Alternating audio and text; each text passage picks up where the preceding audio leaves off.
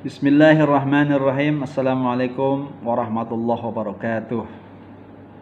Anak-anakku sekalian yang soleh dan solehah, mudah-mudahan tidak bosan dengan Pak Malik ya. Assalamualaikum. Marilah kita mulai pelajaran kita kali ini. Pelajaran kita adalah SKI, Sejarah Kebudayaan Islam ya. Mari kita mulai pelajaran kita dengan membaca surat Al-Fatihah. A'udzu billahi minasy syaithanir rajim. Bismillahirrahmanirrahim.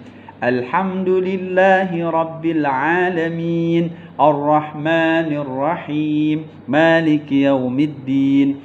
Iyyaka na'budu wa iyyaka nasta'in. Ihdinas siratal mustaqim. Siratal ladzina an'amta 'alaihim ghairil maghdubi 'alaihim waladdallin. Amin. Bismillahirrahmanirrahim. Rabbi zidni 'ilman nafi'a warzuqni fahman. Rabbighfirli wa liwalidayya warhamhuma kama rabbayani shaghira. Rabbana atina fid dunya hasanah wa fil akhirati hasanatan wa qina adzaban nar. Walhamdulillahi rabbil alamin. Amin ya rabbal alamin. Ya, baiklah anak-anakku.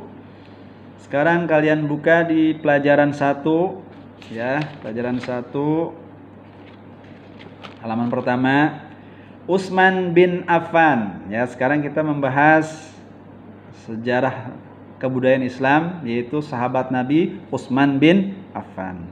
Utsman bin Affan merupakan salah satu sahabat yang masuk Islam pada awal dakwah Nabi Muhammad sallallahu alaihi wasallam.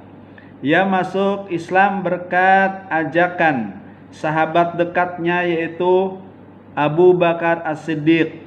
Sebagai orang yang cukup mampu, beliau banyak berperan dalam pengembangan Islam. Beliau dengan ikhlas bersedia menyumbangkan sebagian besar hartanya demi kepentingan Islam. Ya. Kita lanjutkan di halaman 3. Coba kalian buka halaman 3. Ya. Utsman bin Affan adalah sahabat dekatnya Abu Bakar As-Siddiq. Ya. Setelah Nabi Muhammad SAW berdakwah, Abu Bakar As-Siddiq mengajaknya memeluk Islam. Ia pun menerimanya. Setelah masuk Islam, Utsman bin Affan menjadi salah satu pejuang yang gigih membela Islam. Mati-matian dia membela Islam. Ya. Utsman bin Affan ketika dia sebelum masuk Islam, ayo kita lanjutkan, silakan. Utsman bin Affan berasal dari kabilah Bani Umayyah. Kabilah itu semacam keturunan-keturunannya ya. Nama lengkapnya adalah Utsman bin Affan bin Abul As bin Umayyah bin Abdus Syams. Ia merupakan seorang pedagang yang kaya raya, pedagang yang sukses pada masa itu. Utsman bin Affan menjalankan kafilah dagang bersama kerabatnya dari Bani Umayyah. Sebagai seorang pedagang, Utsman bin Affan dikenal sebagai seorang yang sangat dermawan, yang baik hati, ya, dan murah hati. Dia sering memberi, ya, enggak tanggung-tanggung, dia orangnya sangat pemurah. Ia sering membantu. Lanjut di halaman 4. Ia sering membantu orang-orang yang kekurangan, baik dari kabilahnya sendiri maupun dari kabilah-kabilah yang lain. Jadi bukan dari keturunannya dia aja, dia siapapun dia bantu. Ya, ketika itu ia sudah bersahabat dengan Abu Bakar As-Siddiq. Sebagai sesama pedagang, mereka sering berhubungan dalam menjalankan usahanya, sering ketemu dalam perdagangannya. Jadi karena sering ketemu itu, akhirnya Abu Bakar mengajaknya masuk Islam. Ya. Utsman bin Affan setelah masuk Islam. Nih kita lanjutkan di B-nya.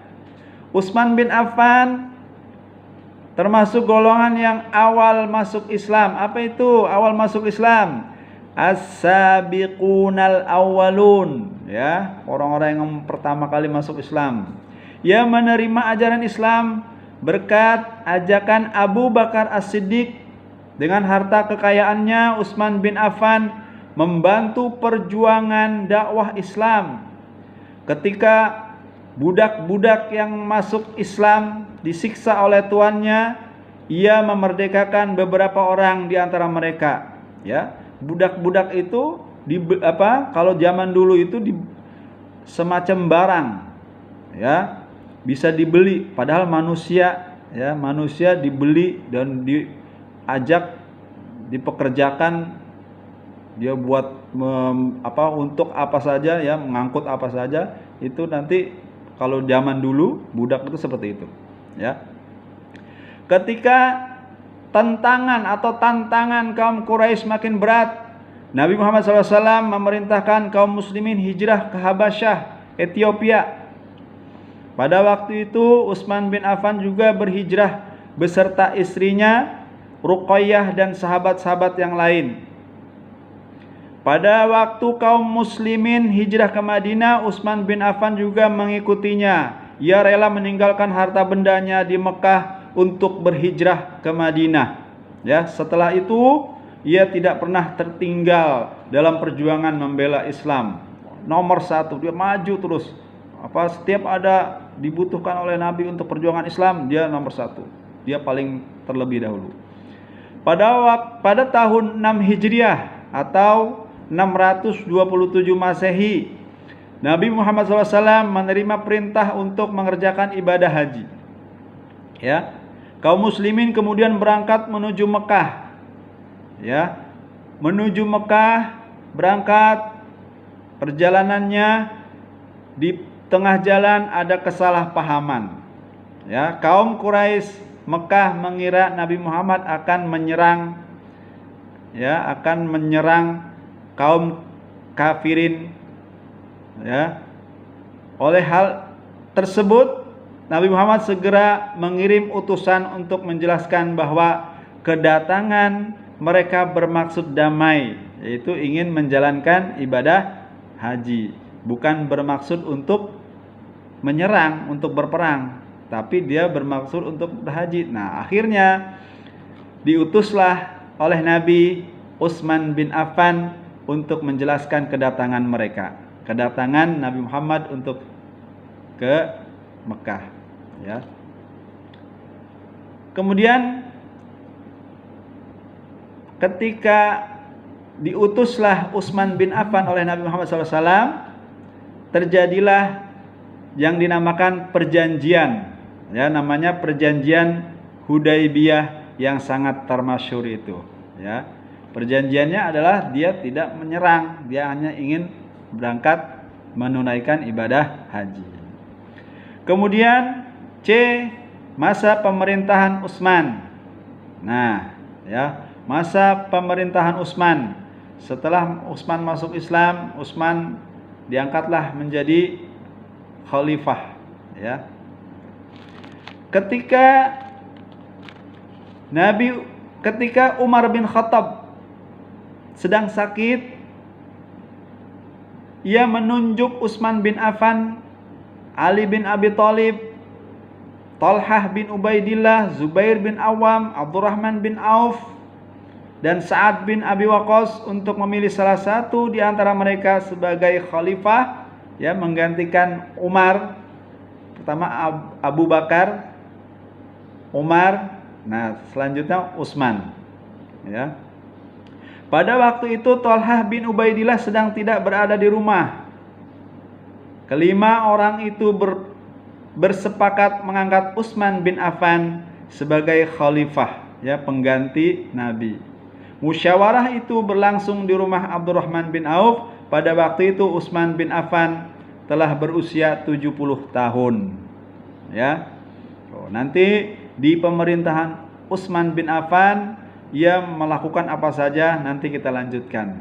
Nah, anak-anakku sekalian, sedikit-sedikit dulu ya untuk belajar SKI-nya.